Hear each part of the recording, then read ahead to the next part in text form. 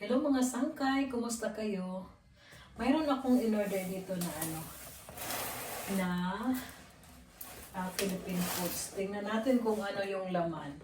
Dahil malapit tayong Christmas, kailangan mag-order na tayo ngayon kasi maraming mga nag-order at minsan matagal yung nila pag-deliver, pagka maraming mga nag-order. So, buksan natin kung ano yung laman. So, lagi akong bumibili doon sa aking suki. At, doon kay April Rose. Yan, meron akong seaweed. At gusto kong gumawa ng miso soup. Tapos, yung seaweed na yung dry. Tapos, meron akong tuyo. Ang ganda ng pagkabalot nila. Ay, ito yung daing na bangus. Tapos, meron akong pansit para ngayong Pasko. Yung 227 gram lang yung aking binili. Mayroon akong miswa. Marami akong bigas. Ayan, iba-ibang bigas. May red cargo rice. May may riceberry rice. May jasmine rice. Red rice. Riceberry rice. Yan, iba-iba yung kanyang mga rice na yan. Ito yung sugar na naka-block. Yung tapos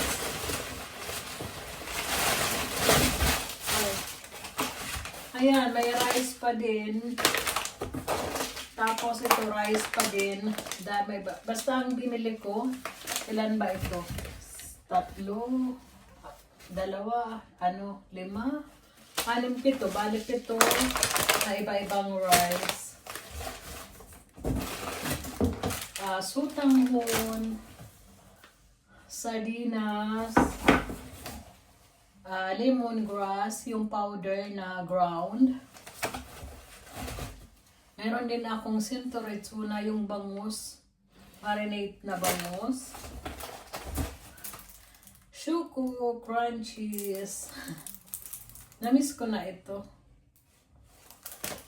Yung mga kapanahunan ng bata pa. Tapos, ito yung miso. Ayan. Try ko kumain ng miso kasi sabi nila, maganda daw yung miso. Tapos, meron din ako udong. Masarap ito sa sardinas, kaya bumili na ako ng sardinas.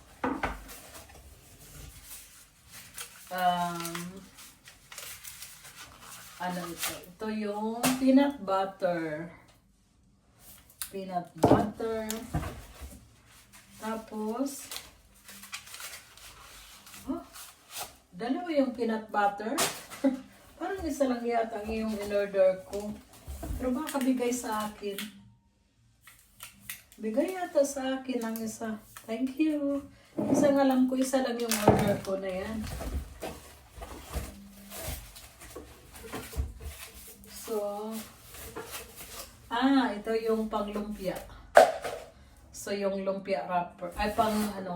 Lumpia. Kaya lang, sa ngayon wala kasi silang stock na lumpia wrapper. So, tignan ko kung mag-order ako ulit. Ayan po yung aking mga pinabili online. Tayo bago magpasko para hindi din kawawa yung ating doon. Yung nagtitinda dahil na siya. Sa daming mga customer. Pero baka pa ako mag-order ulit dahil nga wala akong lumpia. Gusto ko sanang maglumpia. So yan lang po mga sangkay yung ating share for today. Ayan, marami akong